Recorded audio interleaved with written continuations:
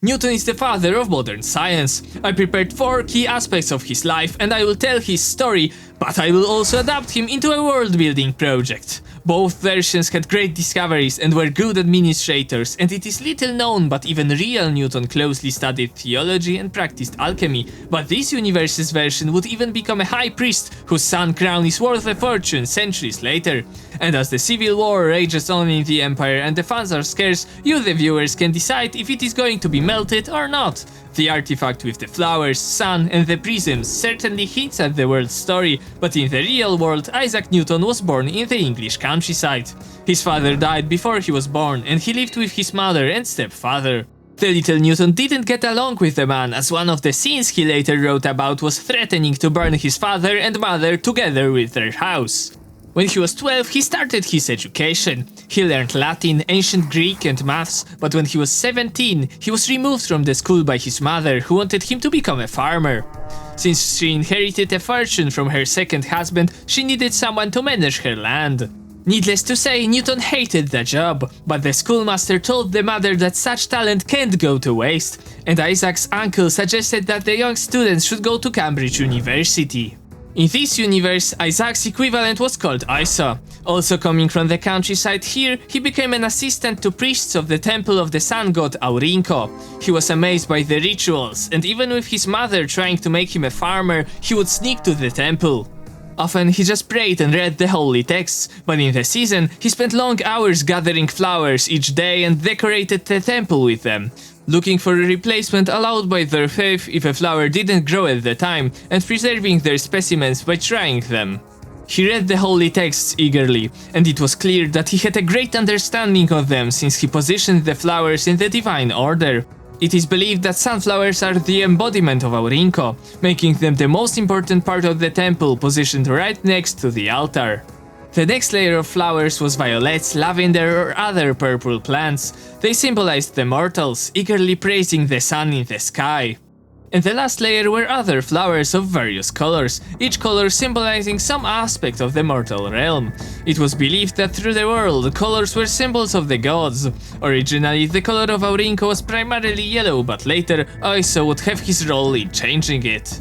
The local priest realized that the young believer was a spiritual kid. He persuaded the family that it would be a sin to waste such potential, and they let Isa stay in the temple. And later, the young man moved to the capital city of Lahti. Historically, Isaac Newton spent the first 3 years working as a personal attendant. Only then was he awarded a scholarship. But soon, after obtaining a bachelor's degree, the university closed because of the Great Plague. The next 2 years were very fruitful for Newton. While the country plunged into an epidemic, he used notes and books he took from the university to develop his theories. There, he developed the theory of gravity, calculus and optics. He also laid the groundwork for his later inventions, like a new type of telescope. While previous models used glass lenses, they were susceptible to dispersion. Isaac experimented with metal and eventually created a telescope that used an alloy of tin and copper as a mirror instead of a lens. Eventually, the students returned and he was elected as the Fellow of Trinity. Fellows were required to take holy orders, but at the time it was not enforced. It was very lucky for Newton because in secret he was a heretic. Ironically, even though he studied at Trinity College, privately he didn't believe in the Trinity.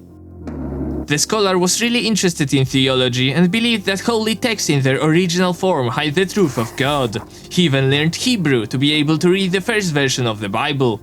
As such, he studied the text extensively and secretly disagreed with the Anglican Church's doctrine. He was also interested in the forbidden branch of natural philosophy called alchemy. In Trinity College, he had a private laboratory located in a walled garden immediately below his rooms. At the time, the practice had been banned for almost 300 years. If what he was doing went public, it would shatter his reputation, but it didn't discourage the scholar. He wrote more in his life about theology and alchemy than his scientific endeavors, and centuries later, Keynes described him as such. Newton was not the first of the Age of Reason. He was the last of the magicians, the last of the Babylonians and Sumerians, the last great mind that looked out on the visible and intellectual world with the same eyes as those who began to build our intellectual inheritance rather less than 10,000 years ago. And on a similar note, Newton himself said, If I have seen further, it is by standing on the shoulders of giants. But in this universe, the math giants are missing, so his magical side will be even more prevalent. The young priest, fascinated by ancient texts and by light, excelled in his learning. But his experimentation with light in a shared room angered his colleagues. So while he wasn't too popular with lower class of priests, his master saw his merit and he was quickly promoted. With this came his own room, where he could finally work in peace. For the next years, he did various things. Without advanced maths, creating equations for gravity was off the table, but he was the first person to observe and note down the behavior of light. He used prisms that were mostly a funny curiosity to disperse light. He discovered that if you managed to pass the light of Aurinko through a prism, and then one of the colors through a second prism, it would stay the same. From this, he prepared a new theory. Even while people of the country believed in many gods, each one of them equal, the sun god has always had a special place in the culture. Coming from the far north, the Lahti people had always admired Aurinko, who kept them warm and safe even if he couldn't be present for the long nights of the winter. But for Oiso it was ultimate proof. All the colors, all the symbols, they all came from the holy race of Aurinko.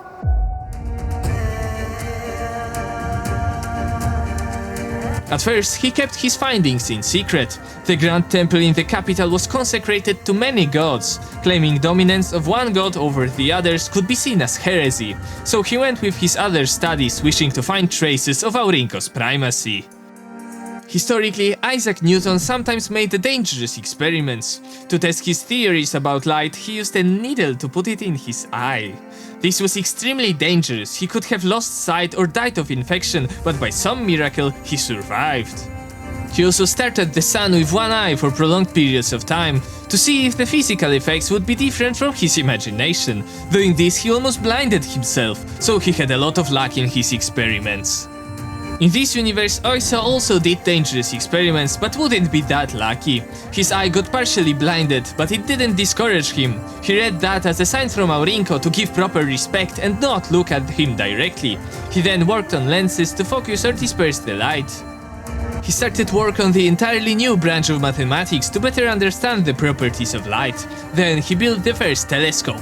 There were previous attempts at building such a device, but they all failed because of the quality of the glass. So he experimented with metal and eventually achieved a mirror polished just enough for optics. He used his invention to look at the moon, at the planets and the stars, and maybe find traces of Aurinko's primacy.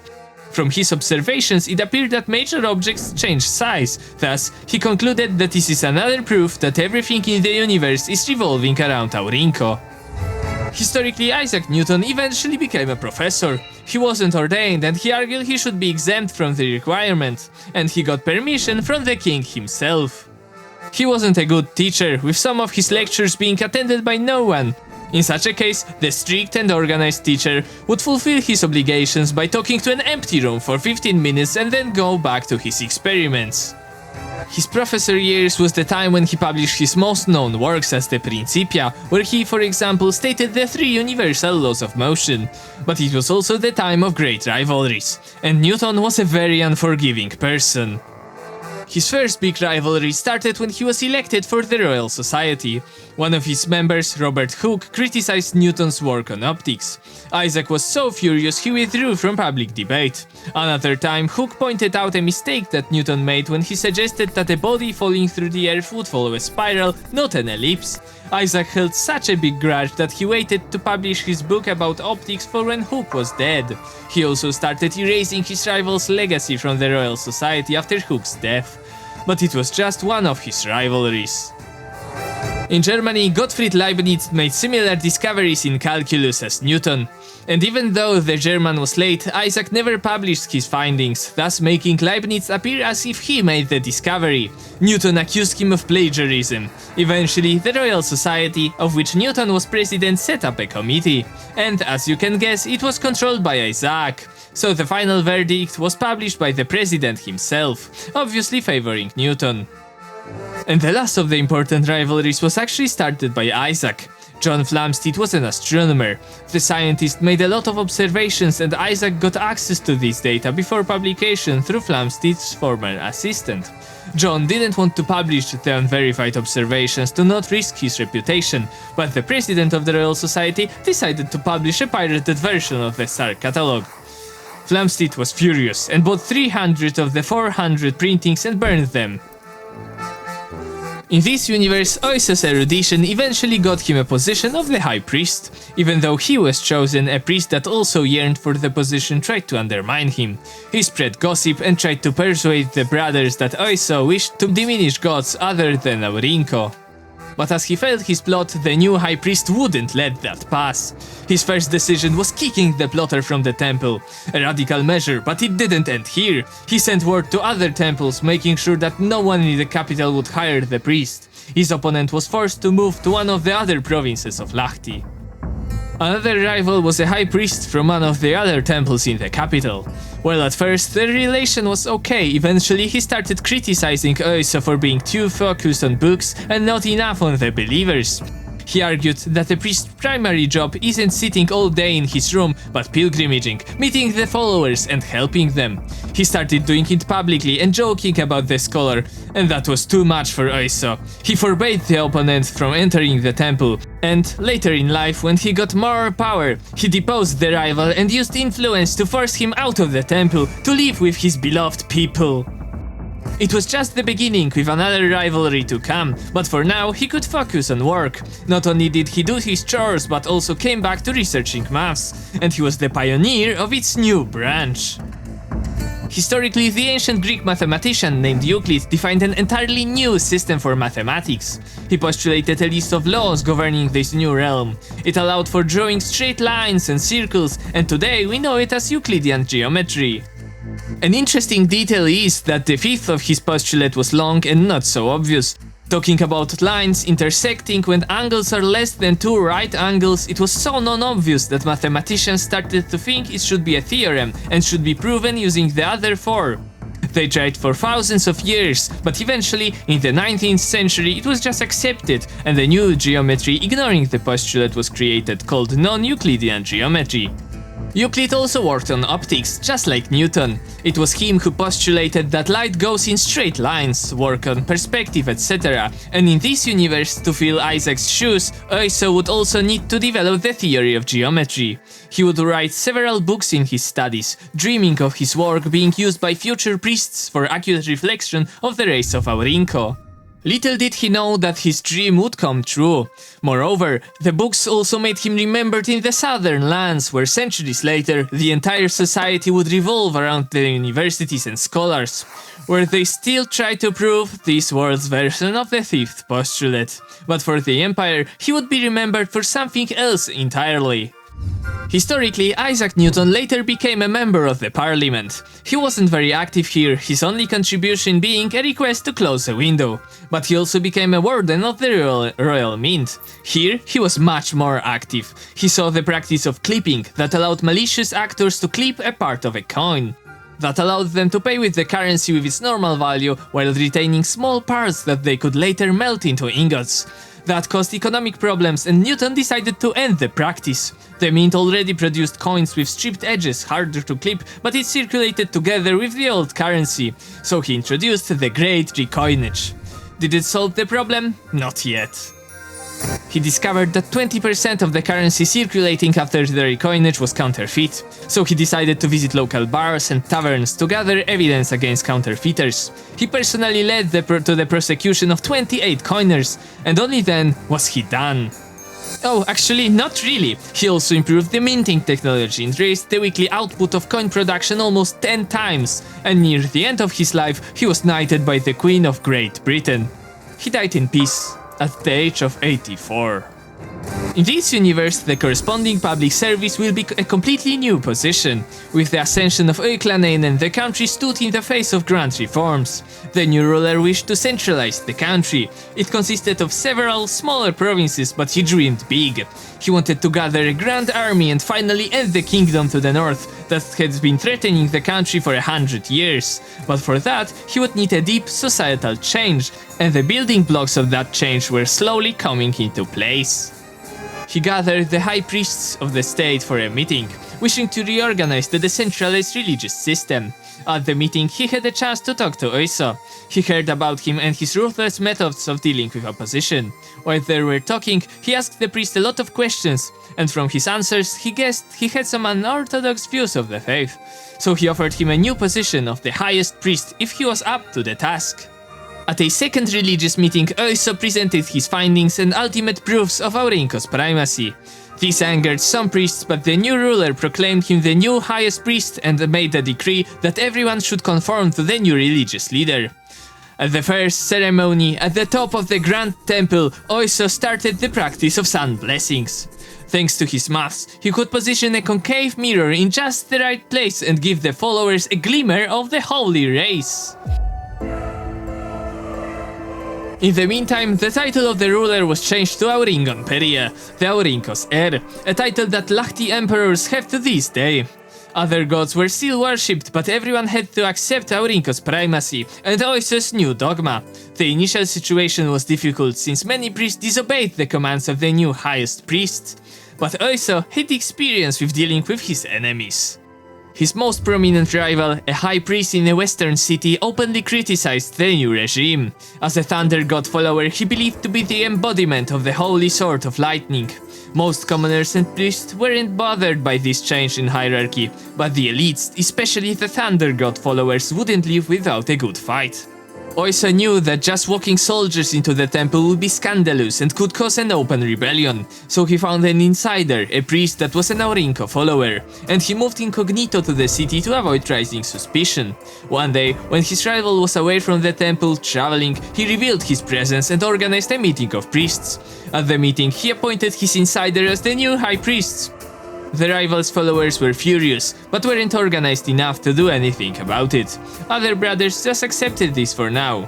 When the rival returned, he was furious. He took a sword and attacked the usurper, but that was a grave mistake. Such a scandal gave a perfect pretext for the brothers to arrest him, and not long after he was convicted and executed.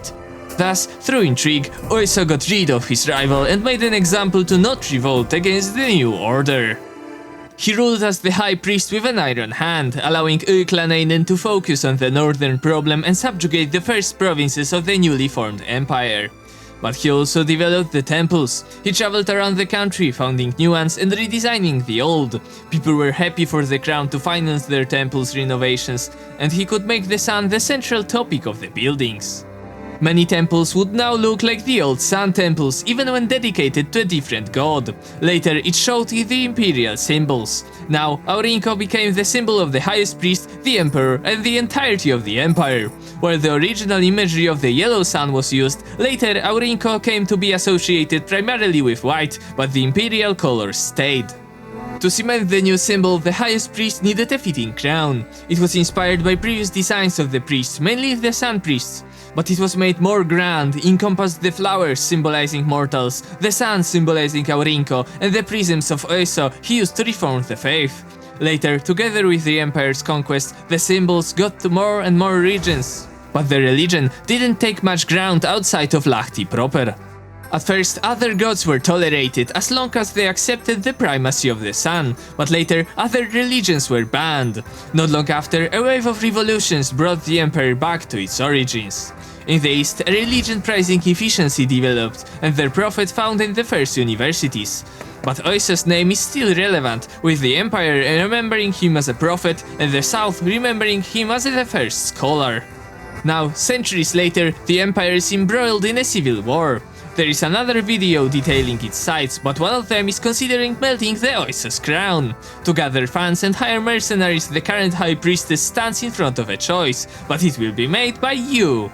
Losing the artifact would certainly be a loss, but maybe it will make path for a new, prettier crown. What should happen? Vote in the poll in the description and write in the comments. That's community world building.